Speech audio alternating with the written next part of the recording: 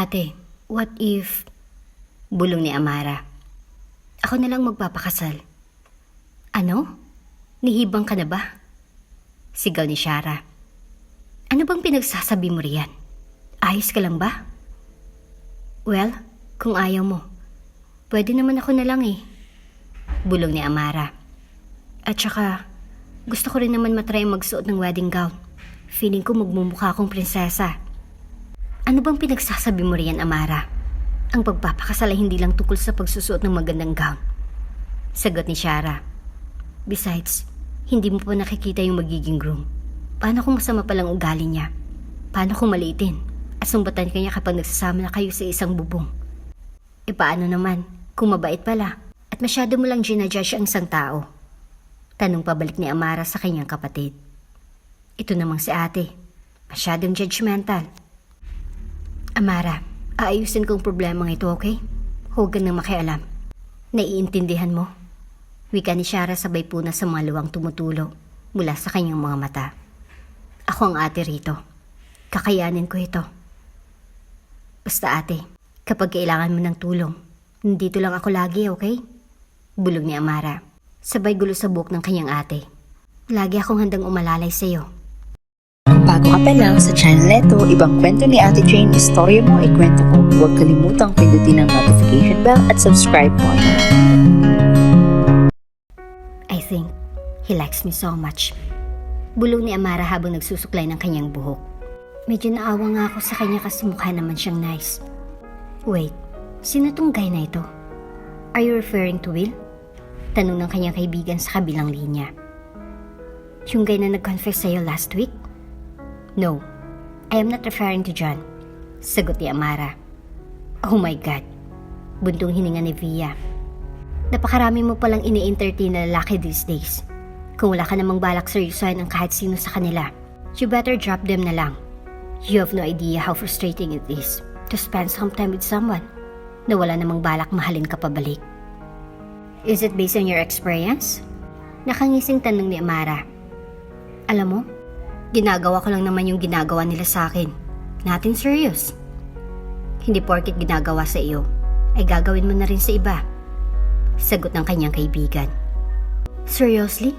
Hindi ka ba nag-iisip? Matalino kang tao ah. Chill. Masyado mong siniseryoso yung mga bagay-bagay. Dapat ini-enjoy natin yung kabataan natin. Sagot ni Amara sabay kuha ng isang baso ng juice. Maghanda na ako ah. See you later. Nang ibaba na ni Via ang kanyang telepono, ay wala siyang ibang ginawa kundi ang umiling. Hay nako, bakit ba napakahilig ni Amara mag-entertain ng maraming lalaki?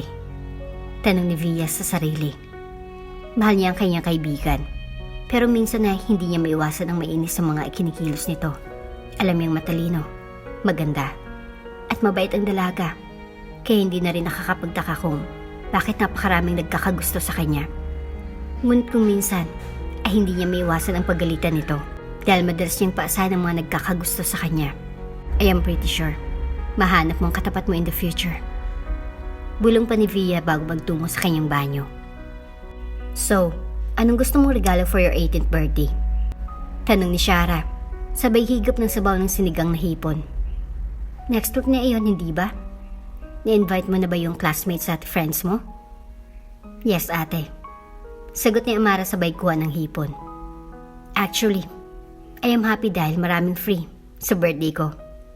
It will definitely be the best birthday for me dahil finally, isa na akong adult. Hay nako Amara, 22 na ako pero wala namang nagbago.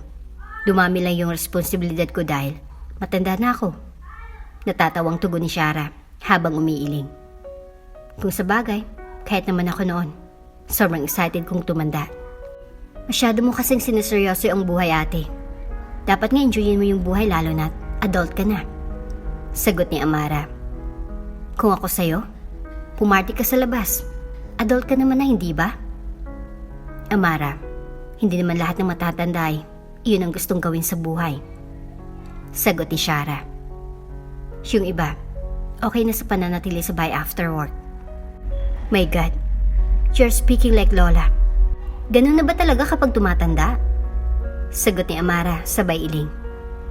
I hope hindi ako maging katulad nyo When I reached my 20s, inikot na lamang ni Shara ang kanyang mga mata at saka nagpatuloy sa pagkain.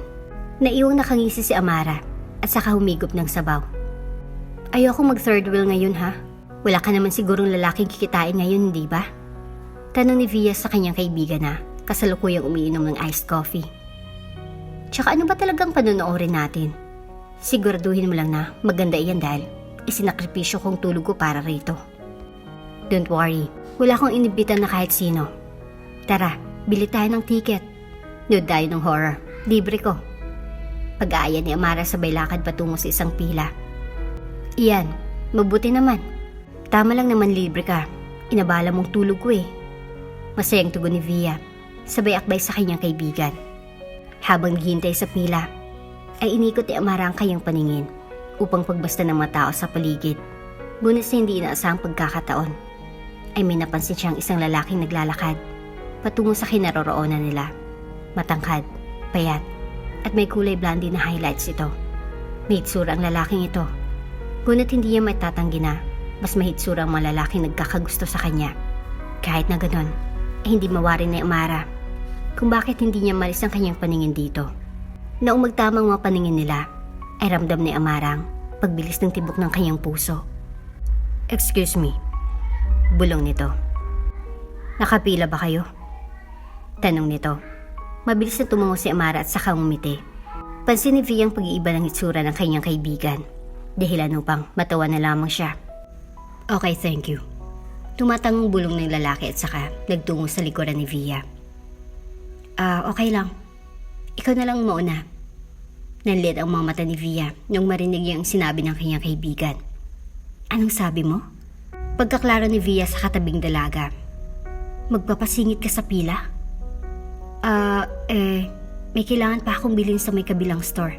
Samahan mo ako. Pagdadahilan ni Amara sa kanyang kaibigan. Ha? Pero malapit na tayo oh. Bumili muna tayo ng ticket, okay? Sagot ni Via sa kanyang kaibigan. Sayang naman yung tagal ng paghihintay natin dito kung aalis tayo. Pero Via, bili mo na. Sige, bilisan nyo ng pagbili. Nandito naman ako. Pagpepresenta ng lalaki, hindi na iwasan ni Amara ang muling mapangiti nung sumaling lalaki sa kanilang usapan. Salamat. Nahiyang tugon ni Amara at saka hinatak ang kanyang kaibigan palayo. Hindi ko alam kung pwede magdala ng ibang pagkain papunta sa loob ng sinihan. Komento ni Via habang naglalagay ng ilang chichirya sa kanilang kulay pulang basket. Paano kung hindi pwede magdala sa loob? Grabe Via, sobrang gwapo ng lalaking pumunta sa atin. Tingin mo kaya gusto niya rin ako? Pag-iiba ni Amara sa usapan. Mabilis na kumunot ang noo ni Via at saka tinitigan ng maigi ang kaharap na dalaga. Anong pinagsasabi mo? Kahit kailan talaga, napaka-delusional mo. Natatawang bulong ni Via. Nagmamagandang loob lang yung tao. By the way, anong bibilhin pala natin dito? Bilisan mo. Baka tayo nang susunod sa pila. Actually, wala naman talaga akong gustong bilhin. As in, gusto ko lang talaga umalis sa lugar na iyon dahil baka matunaw ko nang wala sa oras. Umiiling na bulong ni Amara. Grabe, sobrang gwapo niya. Hindi naman masyado. Ang OA mo.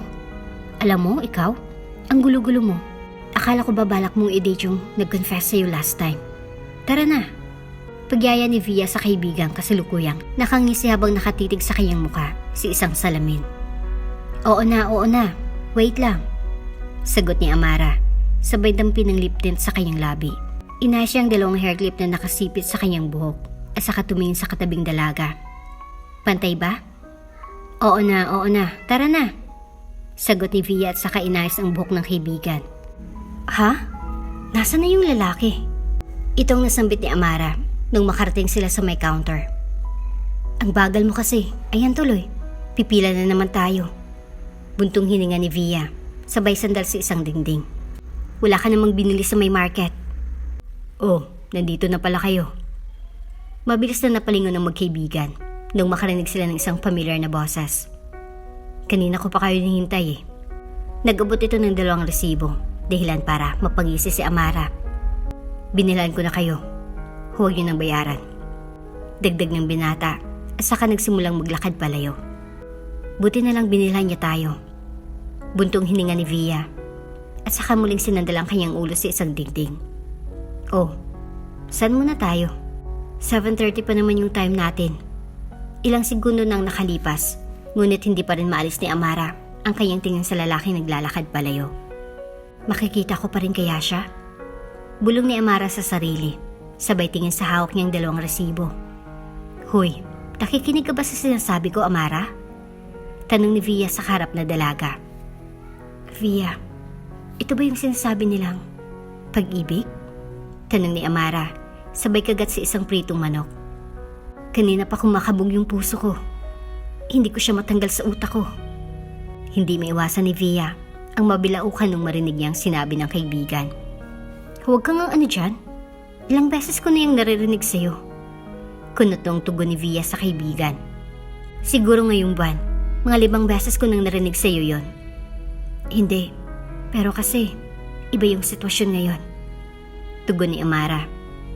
Genuine yung pagkagusto ko sa kanya, hindi pilit. So, anong gusto mong gawin natin? Tanong ni Via. Hanapin yung lalaking iyon? Tapos magko-confess ka sa kanya tulad ng mga taong napapanood natin sa TV?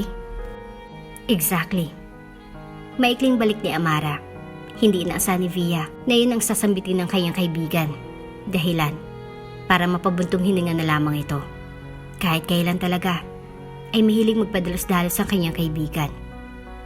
Amara, ang tali-talino mo pero bakit ba napakahilig mong gumawa ng desisyon na hindi mo naman dapat gawin?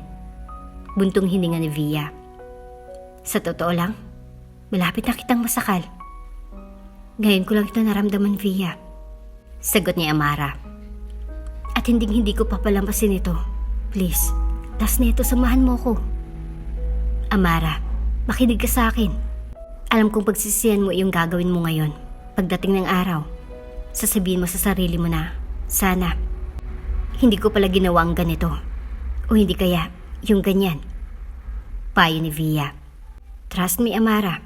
At saka isa pa, hindi laro ng malalaki para paglaruan mo. Natigilan si Amara dahil sa sinabi ng kanyang kaibigan. Marahil, may punto nga talaga ito. Well, if you say so. Buntong hininga ni Amara. I'm sorry. Now, ituloy mo ng pagkain mo riyan dahil malapit na mag 7:30. Dagdag ni Via sabay inom ng iced tea. Inisip na lang ni Amara na marahil hindi niya na makikita pa kailanman ang binata dahil unang-una sa lahat, hindi naman niya alam ang pangalan nito. Bukod pa rito, ay marahil nagustuhan lamang niyang binata dahil gwapo ito. Paniguradong may makikilala pa siyang mga lalaki na mas matangkad at mas mahitsura kaysa sa lalaking ito. Ngunit sino bang mag-aakala na pagtatagpuin muli sila ng tadhana? Hello. Mabilis na nalaki ang mga mata ni Amara nung mapansing familiar ang mukha ng lalaking tumabi sa kanya. Kung gusto niyo ng popcorn, marami ako rito. Hindi ko naman ito maubos after all. Kahit na napakalamig sa loob ng sinihan, ay ramdam ni Amarang pag-init ng kanyang magkabilang pisngi. Nagpakita siya ng masiglang ngiti at saka dahan-dahang tumango. Nung sumilyap si Via sa katabi ng kanyang kaibigan, ay hindi rin niya naiwasan ng magulat. Napanood mo na ba yung prequel nito? Tanong nito sa katabing dalaga. Hindi ko nga alam kung bakit hindi maganda yung ratings ng ibang tao eh. Ang ganda naman ng story. Well, the thing is, iba-iba naman kasi ang tao. Siguro, yung maganda para sa iyo ay hindi maganda para sa iba. Sagot ni Amara. Actually, nagustuhan ko rin yung prequel. Pero sabi nga ng mga kaibigan ko, hindi raw nila gusto dahil wala namang jump scare. Ganun naman yung typical na gustong makita ng mga tao sa horror. Hindi na rin naman sa nakapagtataka. Sagot ng lalaki sabay sip-sip sa hawak niyang soda. Tinitigan lamang ni Amara ang katabing binata. Kahit napakadilim ng paligid ay hindi napigilan ng dalagang mamangha sa kagwapuhang meron ito. Hinihintay niya ang pagkakataon na tanungin ng lalaki ang kanyang pangalan.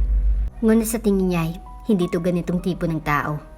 Habang nanonood sa napakalaking screen, ay hindi napigilan ni Amara ang palihim na sumulyap sa kadabing binata. Alam niyang marahil ito ng una at huli nilang pagkikita. Kaya susulitin na lamang yung sandaling magkasama sila. Nang mahuli ng binatang paminsan-minsang pagsulyap ng katabi, ay mabilis niyang inalok ang hawak niyang basket ng popcorn. Umiling si Amara at saka nagpatuloy sa panonood. Thank you sa paglibre sa amin. Nakangising sambit ni Via sa lalaking kasabay nila maglakad. Magkano yung ticket? Bayaran na lang namin. Nako, kahit huwag na. Ayos lang naman. Sambit ng lalaki sabay ayos ng kanyang buhok. Noong makarating na sila sa labas ng sinihan, ay nagpakita ng masiglang ngiti ang lalaki at saka kumaway. Mauna na ako. Mag-ingat kayo pa uwi. Paalam ng binata at saka nagsimulang maglakad palayo. Hindi niiwasan ni Amara manlumo nung hindi man lamang hiningi ng binata ang kanyang pangalan o number. Nasanay na si Amara sa tuwing lalabas silang magkaibigan ay merong isang lalaking hingi ng number o social media profile niya. Hindi niya napigilan ang malungkot ng kaunti, pero marahil may mga tao talaga na hindi talaga magkakaroon ng interes sa iyo kahit anong ganda at bait mo. Na-disappoint ka ba at hindi hiningi yung number mo? Tanong ni Via sa kaibigang kasalukuyang nakanguso. Siguro hindi niya ako type. Buntong hininga ni Amara, sabay sandal ng kanyang ulo sa dingding. Pero okay lang, hindi naman lahat ng tao magugustuhan tayo. Correct ka dyan, sis. Tugon ni Via sabay akbay sa kaibigan. Tara, shopping tayo ng mga damit. Thank you sa paghatid, sis. Ingat kayo sa pag-uwi. Paalam ni Amara sa kanyang kaibigang kakababa lang ng van. Thank you ngayong araw. Nag-enjoy ako, sis. Goodbye. Paalam din ni Via sabay beso sa kanyang matalik na kaibigan. Wala pang isang minuto ay umakyat na ito muli sa kanilang van at kumaway sa kaibigan nasa labas. Isinarado niya ng pinto ng kanilang van at hinintay na muna ni Amara na mawala sa kanyang paningin ang sasakyang meron ng kanyang kaibigan bago magtungo sa kanilang bahay. Habang naglalakad ay hindi niya alam kung bakit narinig niya ang boses ng kanyang kapatid na waribay sumisigaw. Mabilis siyang binuksan ang kanilang pinto at laking gulat niya nung makitang umiyak ang kanyang kapatid sa isang sofa. Ate, anong nangyari? Tanong ni Amara sa kanyang kapatid na kasalukuyang humihikbi. Bakit ka umiiyak? What's wrong? Mabilis na niyakap ni Shara ang kanyang kapatid at saka nagpatuloy sa pag-iyak. Walang ideya si Amara sa nangyayari pero niyakap na lang din niya pabalik ang kanyang kapatid. What happened? Bulong ni Amara habang sinusuklay ang buhok ng kanyang kapatid gamit ang kanyang kamay. Mom wants me to marry someone I don't even know. Tugon ni Shara. Mabilis na humiwalay sa pagkakayakap si Amara at saka tinitigan ng kanyang kapatid. What? You are kidding, right? Gulat na sagot ni Amara. Mom will never do that. What are you talking about? That's what I think too. Mom will never do it. Pero sinabi niya sa akin iyon kanina. Bulong pabalik ni Shara. I just don't know what or who to trust anymore. I just want to completely fade after all. Sinabi mo na ba sa kanila na may boyfriend ka? Are you already seeing Jake? Tanong ni Amara habang pinapakalmang ate niyang namamaga ang mga mata. Maybe it is the time to tell them na you're already seeing someone. Tapos ano? Papalayasin ako sa bahay dahil I am seeing someone na hindi kasing yaman natin. Tapos paghiwalin nila kami ni Jake? No way. Wika ni Shara. At saka nagtungo sa kusina upang kumuha ng baso ng tubig. Then anong balak mo? Tanong ni Amara. Habang naglalagay ng malamig na tubig si Shara sa isang baso, ay kitang-kita ni Amara ang panginig ng mga kamay nito. Mabilis niyang ipinatong ang kanyang mainit na mga palad sa ibabaw nito. Bakit ka ba raw nais ipakasal sa isang lalaking hindi mo kilala? Tanong ni Amara sabay upo sa isang mataas na upuan. Anong mangyayari kapag hindi ka nagpakasal? Makukulong daw si Papa. Buntong hininga ni Shara. I heard nang utang daw si Papa sa isang mayamang pamilya at ang gustong ipabayad ay isang kasal. That's crazy. Bulong ni Amara sa sarili. Kitang-kita ni Amara ang lungkot sa mga mata ng kanyang kapatid. Alam niya kung gaano kamahal ng kanyang kapatid ang kanyang kasintahan. Kaya naman matapos makapag-isip-isip si Amara, ay napagdesisyon na niyang siya na lamang magpapakasal. Ate, what if? Bulong ni Amara. Ako na lang magpapakasal. Ano? Nihibang ka na ba? Sigaw ni Shara. Ano bang pinagsasabi mo riyan? Ayos ka lang ba? Well, kung ayaw mo, pwede naman ako na lang eh. Bulong ni Amara. At saka, gusto ko rin naman matry ang magsuot ng wedding gown. Feeling ko magmumukha akong prinsesa. Ano bang pinagsasabi mo riyan, Amara? Ang pagpapakasal ay hindi lang tungkol sa pagsusuot ng magandang gown. Sagot ni Shara. Besides, hindi mo pa nakikita yung magiging groom. Paano kung masama palang ugali niya? Paano kung maliitin at sumbatan ka niya kapag nagsasama na kayo sa isang bubong? Paano naman pala kung mabait pala at masyado mo lang dinajudge ang isang tao? Tanong pabalik ni Amara sa kanyang kapatid. Ito namang si ate, masyadong judgmental. Amara, aayusin ko ang problema ito, okay? Huwag ka nang makialam. Niintindihan mo? Wika ni Shara, sabay punas ng mga luhang tumutulo mula sa kanyang mga mata. Ako ang ate rito. Kakayanin ko ito. Basta ate, kapag kailangan mo ng tulong, nandito lang ako lagi, okay? Bulong ni Amara sabay gulo sa buhok ng kanyang ate. Lagi akong handang umalalay sa iyo. Thank you, Amara. Nakangising tugon ni Shara. Tatry ko yung best ko na mapakiusapan si Mama. Nung matapos ang kanilang pag-uusap ay, nagtungo na si Amara papunta sa kanyang kwarto. At dito na nga po nagtatapos ang Kabanata 1. Kung bago ka pa lang sa channel neto, ibang kwento ni Ate Jane, istorya mo, ikwento ko. Huwag kalimutang pindutin ang notification bell at subscribe button.